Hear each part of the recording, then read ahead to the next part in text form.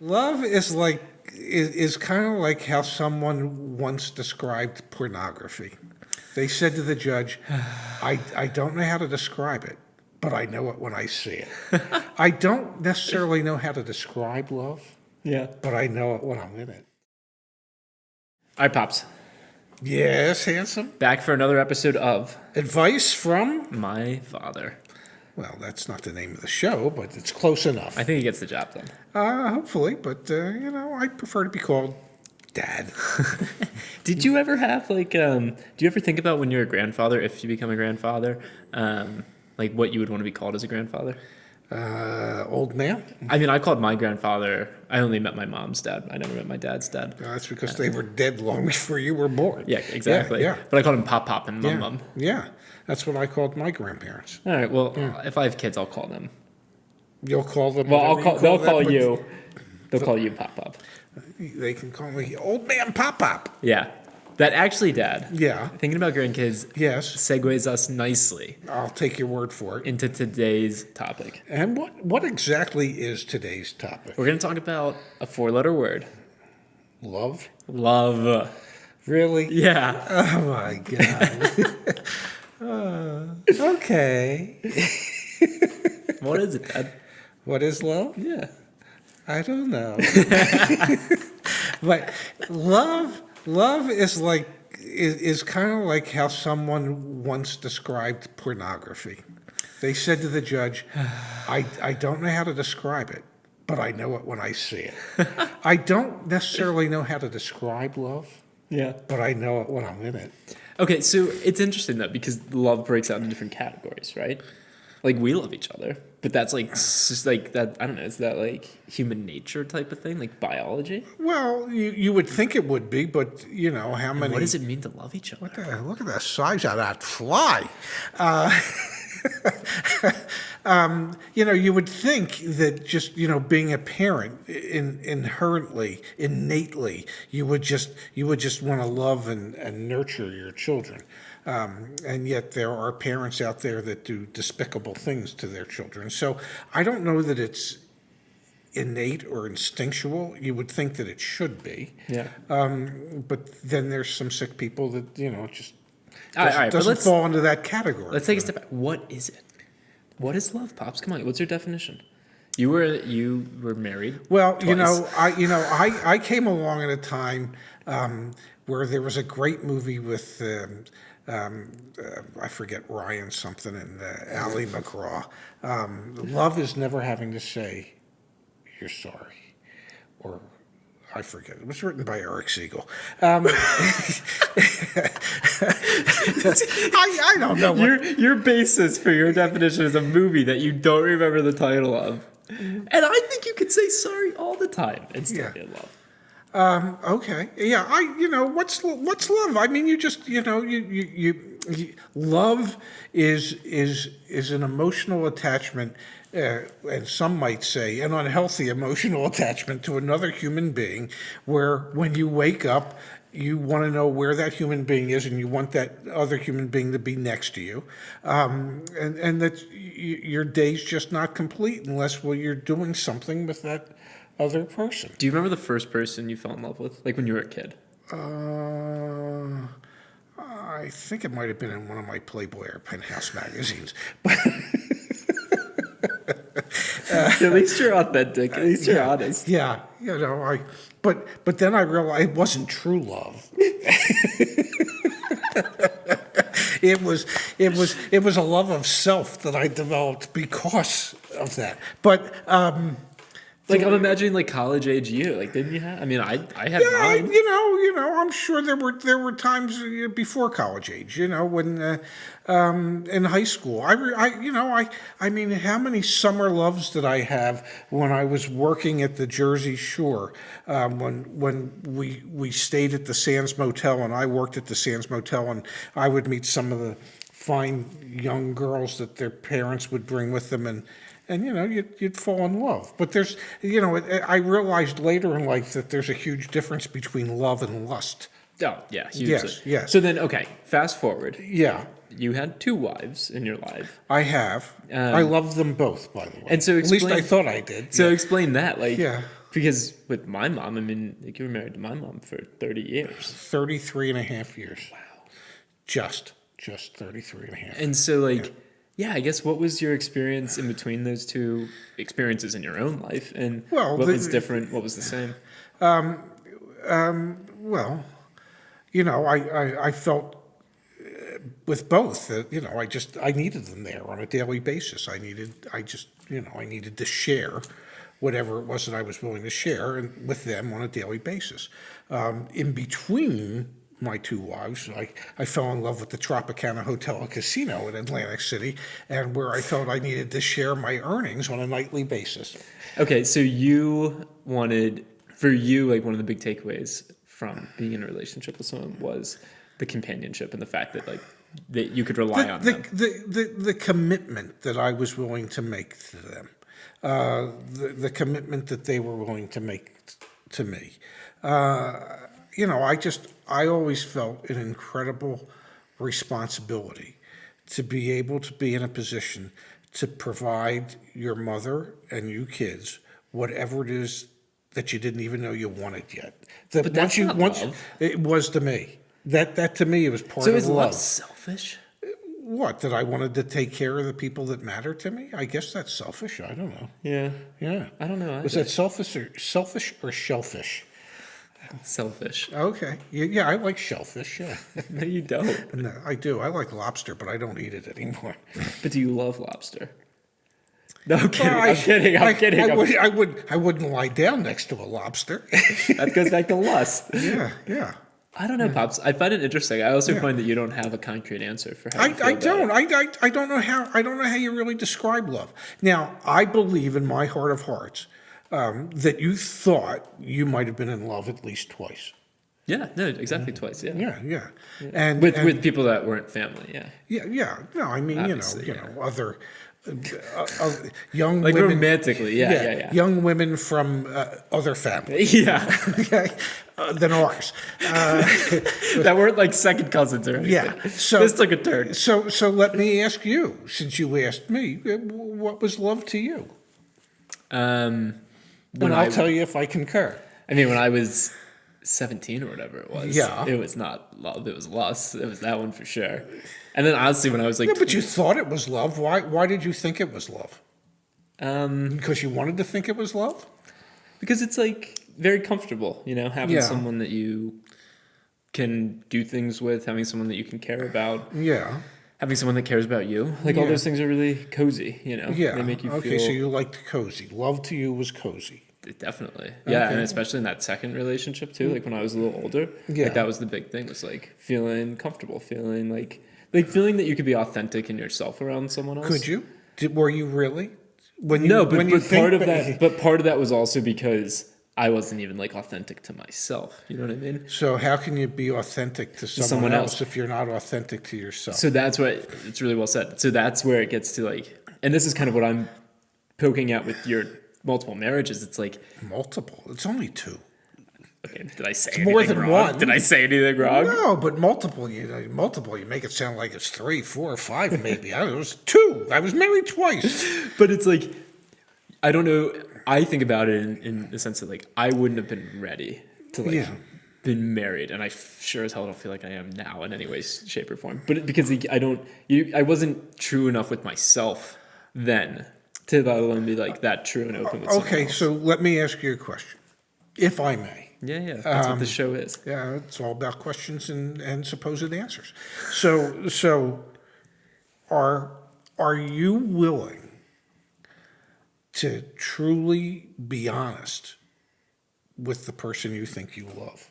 Do you feel? I'm not in love right now, so yeah. But if it's you hard to did, say. if you were, when you were, did you feel that you could share anything you wanted to share? No, but that was a Why personal. not?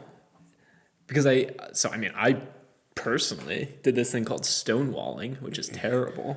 Did I get that from you? You did, yeah. So it's actually, that was kind of ironic when you were saying that you wanted someone to be there to listen to you. Yeah. And then it's like, I'm pretty sure I got this habit of not opening up and exposing myself from you. I absolutely refuse to expose myself to But you wanted someone there. Yeah, just in case. So yeah, in case I finally broke down and said, "To hell with this," I can be honest now. yeah. Well, I mean, that's my issue too. That Yeah. I've like worked a lot on that. The idea of just being more authentic, and I think the reason it's so challenging. I wonder. Yeah. This is actually super interesting for me to learn from you. Good. Why you find it challenging, or how you've progressed through it.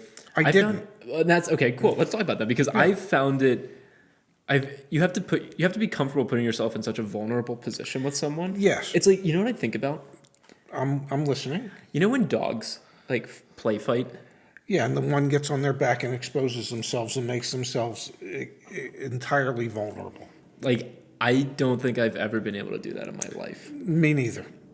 Yeah. But Well, maybe feel to a like, degree after your mother passed away. and that's like I confronted it. And so I like witnessed that too, which was Yes. really sad and Yeah. also like really eye-opening and that's when it took a while, but then I eventually like saw like a therapist and she like helped me talk through some of that stuff. Because you realize if you are going to commit yourself to someone, Yeah. like you have to be able to do that dog thing. And I know that's a terrible visual, but for me, it's what's It is worked. if it's a male dog. No, it's just it's a bad visual, but it does convey, I think, what we both struggle with, which is interesting, and also what I think really being in love with someone is, and it's being mutual. Like you both have. If one of you does it, Yes. then it's lopsided. Yes. If neither of you do it, then you're just like hooking up. You're not in love with one another. Yeah. And if you both do it, Yeah. then like that's super healthy, and you care about each other, and you trust each other, and you can have something. Yeah, there. maybe that's really authentic then. Yeah, I think so. Yeah, yeah. Yeah, and I was... And you were married to my mom for 33 and a half years. Yeah. And I think it's really brave of you and also admirable that you're, rather than like bury it, you say like, no, that was something I couldn't overcome. Because for me as your son, Yeah. it's really inspiring to think that like I don't have to hide that. I can acknowledge it and I can maybe try and take a different path than you did. And I can have confidence in it because you've acknowledged it. I don't want you to make the same mistakes I made. Do you think it detracted from your... Oh, absolutely. Yeah. I made your mother's life miserable at times because I absolutely refused to be vulnerable. I was too afraid to be vulnerable. What would happen if I actually allowed myself to be vulnerable? And I was too fearful of what might happen to ever allow that when I was with your mother. And that was a rotten, terrible thing, not only for your mother, but ultimately for me. Yeah. And so after your mother passed away and after you broke up with your second girlfriend, I had to confront those issues that I had to help you confront the same issues that you were having. I remember that. Yeah. Like we had some deep heart-to-hearts where it was like, no, Zach, I did this too when I was younger. Yeah. Yeah, that was pretty eye-opening. And at a certain point in life, you just go the hell with it. Whatever it is, it is. I mean, whoever I am, I am. If you either like me for who I am or you don't, and if you don't, well, I guess I'll be all right with that because I am who I am. And so, I was willing at a certain point to admit my errors, the errors of my ways, the errors of my judgment. Did mom accept my you for emotional fragility. Did mom accept you for like your lack of communication with your emotions? Well, I don't know if she accepted it, but she certainly put up with it. You know what I'm getting at. Like, did she tolerate it, I guess is what I'm saying. Yeah, she put up with it. She tolerated it. I guess she knew what she was getting into. Well, I guess she was probably hoping that she was getting into something slightly better. Buyer's remorse. But bless your mother's heart, I never met anybody more willing to work at something than your mother was. And that included, figuring out how to have kids when we couldn't figure out how to have kids. And trust me, we understood the genetics and the whole concept of Dad, yeah, we got it. We got fornicating. We understood that part. It was just some of the plumbing wasn't working properly, and so the lengths that your mother was willing to go in order to pursue having children was, rather remarkable. Yeah, and I'm sure she went to great lengths to try and help you open up. Yeah, but she didn't really succeed. Yeah, but then that falls back on. It was my fault. Yeah. Yeah, no, it was my fault. I was, not to quote Marlon Brando in On the Waterfront, but I could have been a better husband, and I could have been, and I should have been, and to this day I'm still mad at myself for not having been, but I can't change it at this point. Yep. Nope. I can look back and I can say you were stupid and foolish and selfish. And that if you ever allow yourself to be in that position again, that I won't be those things. Well, that's also why you opened up to me 2 years ago or whenever it was, because I think you didn't want the same things. No, I didn't. I didn't. My future relationships. Yeah, no, I didn't. No, you gave back. You gave back in that way. I have a question for you, Pops. Yeah. Your daughter, God love her. Yeah. my sister. Yes. She's engaged right now. She is to who appears on the surface to just be. He really does. A wonderful, wonderful young man, and just the two of them just seem like, I don't know, so perfect together. So I was going to ask you, Yeah. what characteristics do you see there in their relationship? Also, my sister is engaged to a guy named Zach, so that's also really special. Well, yeah, it makes it easier for me. Yep. Yeah, because there was a stage when I was in the car business that I would only hire salespeople named Tom, because that way it made it easier for me to remember their names. That's fantastic. Yeah. You probably also just opened yourself up to like potential lawsuits, but that's okay. Whatever. So yeah, what do you see in their relationship? I see a certain openness that your sister is willing to endeavor in trying different things. Like if I didn't want to do something, as you well know, I didn't do it. Whether I've your been mother trying to wanted, get my dad to exercise for decades. yeah, but whether or not your mother wanted me to do it didn't matter. If I didn't want to do it, I wasn't going to do it. Yeah. And I know that your sister and Zach went to a rustic cabin in the Shenandoah Valley in Virginia. And, it wasn't necessarily to the standards to which your sister has grown accustomed to things, but she was willing to do it. Yeah. And she did it. And I think they had a good time. I think know they they had did. fun. And your father might not have done things like that.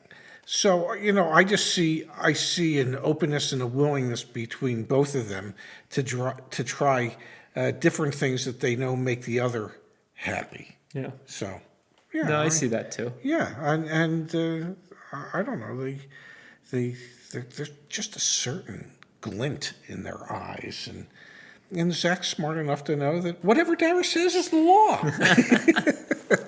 No, I see it as well. They're very connected. Like they feel very much aligned, I feel like, in terms of what they want to do today, but also 6 months from now and also 6 years from now. And I think that brings a lot of clarity to their relationship. And I think that for them is a big aspect of their love and admiration for one another, is knowing that, like, yeah, I mean, they bought a house together and they, like, I don't know, I could just see them both so happy and excited about, like, the future. And I think that's a big component of it. Well, I mean, anytime somebody falls in love and gets married, they're thinking the future is going to be wonderful. Little do they know that the depths of love like that typically don't last quite as long as the marriage might. Yeah, what is it, like half of marriages end up in divorce? Yeah, I mean, you have to learn to adapt and adjust, because the sexual component. Also known as the physical. Yeah, I remember my father telling me, he said, if you had an empty 5-gallon water jug, and you put a coin in it every time you had sex, when you were courting and you first got married, and you had to take a coin out, like after 4 or 5 years, you had to take a coin out every time you had sex, you'd never empty the jug. Wait, I'm very confused. So you'd have to put one in every time you did? Yes, when, in the first 5 years of marriage. Oh, Okay. gotcha. And then you'd have to take one out every time you did after that time. Yeah. And my father's point was that you'll never empty the jug. Yeah, I gotcha. The physical aspect of it Yeah. will remain forever. It just might not remain at the same frequency. No, I gotcha. Yeah. Like you're being in love with, that's a love first lust thing. Like And I've actually learned that a lot as well, because I'm really young still. And so like appreciating someone for something more than like a physical component or attribute. Yeah, that's hugely important. And I didn't know that like 7 years ago. Yeah. Or like 4 years ago. But you think you know it now? Yeah, I do. Yeah. I think I get it a little bit more. I think I partly get that from seeing my sister get engaged. Like that was huge. And just seeing how like they're just really good friends. Like they just play board games. Yeah. At least that's what they tell me. Yeah.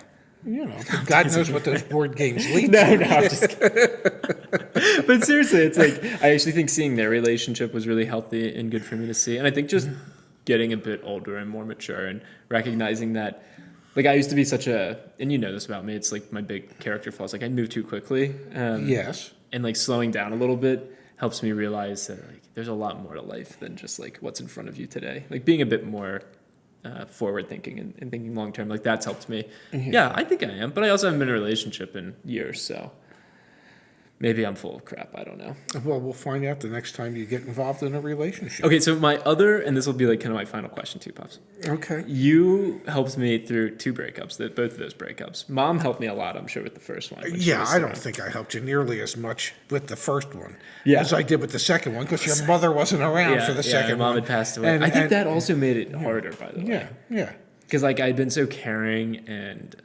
giving so much to my mom, and then when she passed away, I was so caring and giving to this other person. Yes. And then I broke up with that person, and I was like, did I fuck up? Did I screw up? Like, for literally like 6 months, I did that like to my dad. I was like, what did I do? So I guess my question to you is, do you think I was actually in love in either of those relationships? No, I think you were definitely. I remember going for a walk on the boardwalk in Ventnor with friends of ours. And You've told me this story. Yeah, and it's so accurate. Yeah. And I feel terrible saying and that. Barry said to me, he said, they seem to get along so well. What do you think it is? I said, I think the sex is good. You know. I can't believe you said that. It's like spot on. Yeah.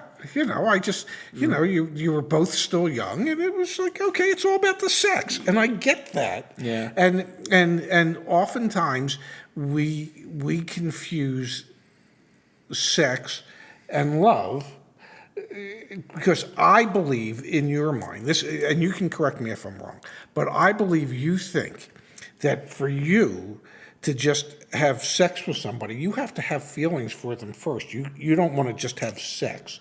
And I've changed though over the years. Good. I really have. Yeah. Good. But back then, absolutely, yeah, 100%. And so you weren't having sex unless you felt very strongly about somebody. Yeah. And you let you let a body part do your thinking for you in a lot of cases. And today I think you can tell the difference. Isn't that so? That's partly like that's.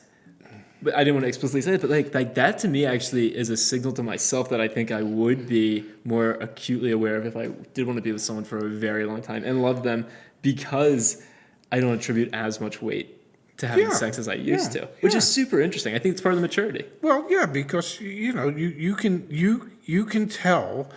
You understand now the concept of sex doesn't have to be tied into love. Sex is a physical need. I don't think it should be. Okay. I mean, it should be, but it shouldn't be like the driver. Yeah, and like playing board games should. But like seriously, like having like connection beyond. So do I think you were in love? I think you were in love with the sex. That's what I think you were, and I think that was probably I don't know, normal for a 23-year-old at that time. I think you were 23 then. 21, 22. Yeah, somewhere. Right? Yeah, so I think that's fairly normal. All right, that makes me feel better about myself. Yeah, As I'm like sweating under here right now, like, but it's the truth. Yeah, no, sex is the driver. Yeah. Yeah. I'm excited for the next one though. Like, not the next time I have sex. The next like love, because I think it'll be better. I think you learn from those prior experiences. Well, one would hope that's what. Did you feel more prepared for your second marriage because you had your first? Did I feel more prepared? Yeah, I think so. I mean, I was older, and I think so. I didn't do it much better, but I think so. I did it quite a bit better, but not as I didn't I didn't handle marriage as well as I should have or could have. But I handled the second marriage much better than I handled the first. I was as inflexible as I was with your mother. I was infinitely more flexible with her than I was with my first wife. If you can imagine that. Want to go skiing? Fuck no. But I would have the heart Totally say no. to say no. I remember when your mother wanted to go skiing one time. She said, "Well, you went skiing before we got married." And my response, as you well know, was, "Well, I was courting you then. I needed to do whatever I needed to do to get you. Now that I'm married to you, hell no, I'm not going skiing." You're funny, man. Yeah. So I already got you. Yeah. Yeah. But what I didn't realize is if I wanted to keep you really happy, that yes, I should have been going skiing. Yeah. My failure. And I understand that today. You know, part of what I like about this is that I get to learn and I get outcomes from this. And then also, hopefully, when you are a pop or whatever the heck we call you when you're a grandfather, Old we fart. need you to live. So, Yeah. eat your vegetables and drink eat your oranges, your your fruits. Yeah. And I'm excited for them to even hear this type of stuff because I think it's Saved for posterity now. it has been recorded. Yes. All right, Pops. I think another one is in the books. Something's in the books. It all depends on what books you're reading. All right, Ted. Yeah. Thanks Love for you, your time. handsome. Thank you for forcing me to do this. Yeah, I love you too, man.